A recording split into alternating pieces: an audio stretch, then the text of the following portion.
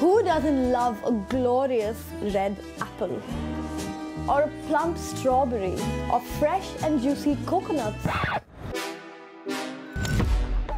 But these were probably grown on an orchard using pesticide, which means they contributed to a lot of destruction before they got to my table. Now, researchers warn insects are dying off at an alarming rate. 85% of people are concerned about pesticide exposure in food. Are they risky? The mystery illness is said to have been caused by excess levels of toxins in pesticides. We have a growing and hungry population to feed. So the question is, can we feed the whole world without chemical pesticides? Everybody hates a pest. And since the dawn of agriculture, we've been trying to keep them away from our food. Ancient Greek and Egyptian communities trained their cats and even domesticated mongooses to keep locusts and rodents away from their cereals and fruit crops. Some European communities were more inspired. From bagpipes to flutes, some tried to keep their gardens and farms in bloom with the right music.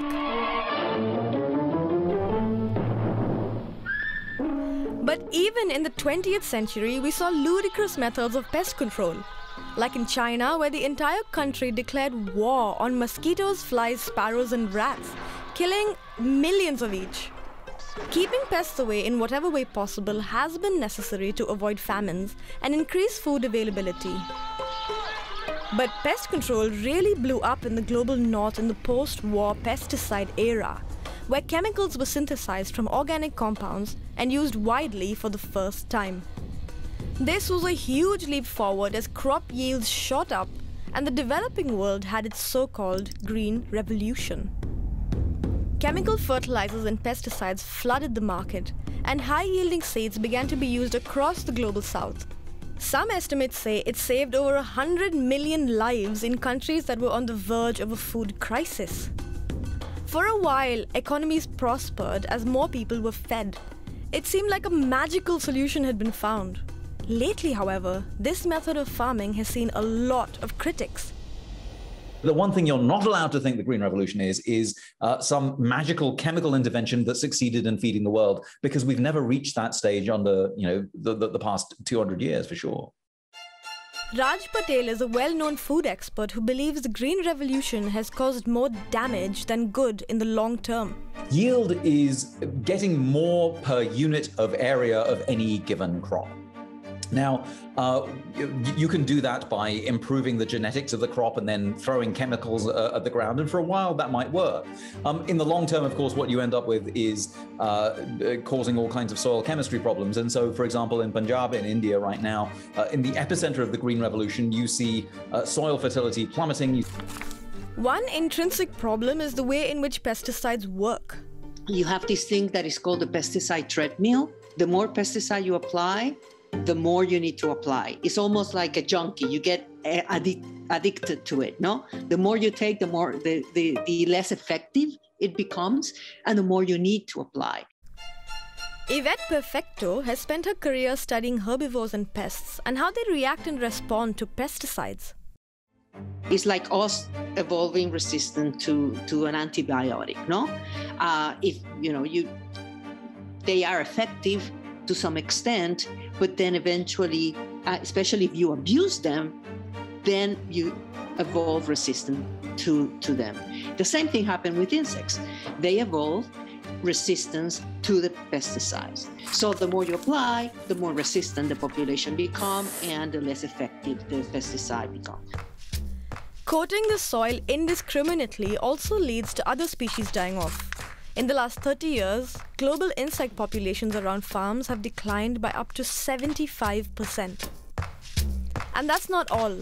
Runoffs from farms fill rivers with chemicals, and when they drain into the ocean, they kill off large populations of wildlife from sharks to turtles and whales, like in the Gulf of Mexico's dead zone. Not to mention that spraying pesticides also causes farmers problems from skin rashes to long-term lung damage. And the residues that remain on produce can cause long-term health conditions among the people that eat the fruits and vegetables. That's a lot of negatives. But proponents of industrial farming say alternatives are either too expensive to scale worldwide or use too much land, especially as our remaining forests need protection now more than ever. But is this still true? Organic is the umbrella term for anything grown without chemical pesticides. Regulation for what is and isn't organic vary by country, but generally fall in line with natural biological systems and protecting water, soil, air, and biodiversity.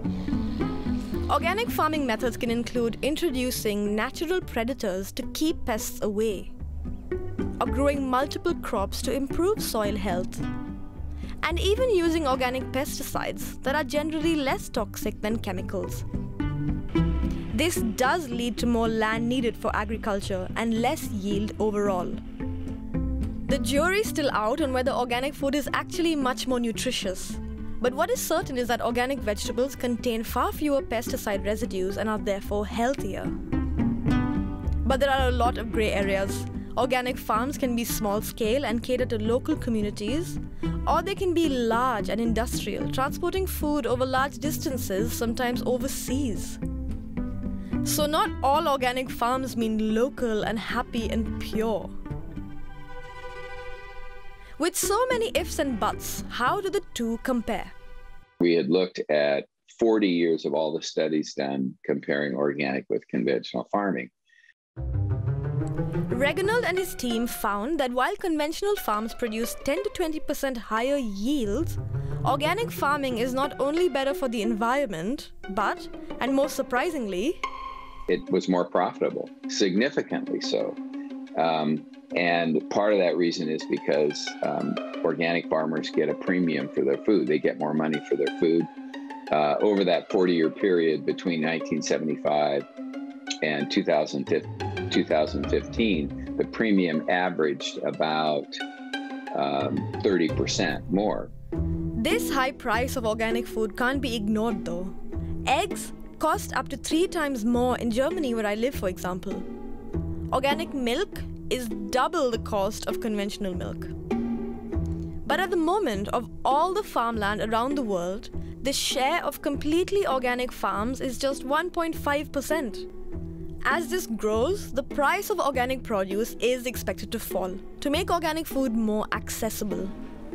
In fact, prices have already largely started to fall in the last 10 years around the world. But do we need to cut down more forest? Or can organic yields sustain the world? Our studies show very convincingly that, that given the yields that are produced in organic agriculture and the amount of food that is needed to satisfy the nutritional requirement of the human population, that it is possible with organic agriculture to produce enough food to feed everybody. Many other studies have come to the same conclusion, but with one major caveat: our diets. If people ate only vegan food, 100% of the population could be fed on organics using just the land we already farm on. Vegetarianism would give this a 94% success rate, and a Western-style meat-heavy diet gives this a 15% chance. There is another big factor as well: inefficiency. Right now, 1/3 of all the food we produce worldwide gets wasted.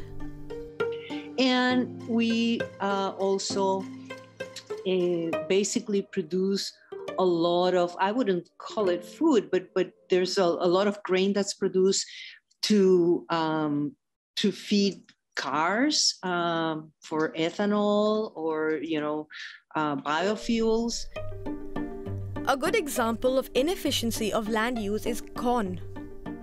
Most corn harvested in the US goes directly to feed animals or to be burned as fuel, while less than 1/10 enters the food system. So in theory, we could feed the world with just organic food, especially with a more plant-based diet and more efficient farming systems. But do we need to get rid of all pesticides? Maybe we don't need to be so radical. And it might be we live with some of these synthetic chemicals, but we use them just to tweak. We use them in very small amounts. We use them more as a last resort. Around the world, more and more farmers are integrating their farms, growing organic crops with pesticide only when needed, or targeting certain crops rather than flooding fields with chemicals. So the question is, what can we do as conscious consumers? Your fresh produce, buy them more locally, know your farmer. They tend to be organic. Governments are going to support farmers. They need to incentivize good farming practices. Say for growing cover crops, they should be supported for longer crop rotations to help them do it.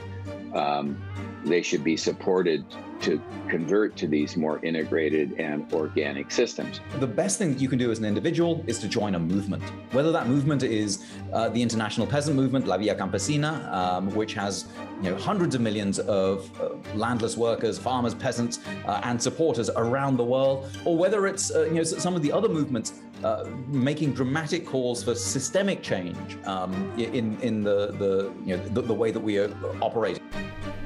The movement to ditch chemicals is growing, and between farmers, consumers, and the state doing their bit, we could one day make these cheesy, happy farms a reality. Of course, no apples were wasted in the production of this. For more such videos, subscribe to our new channel.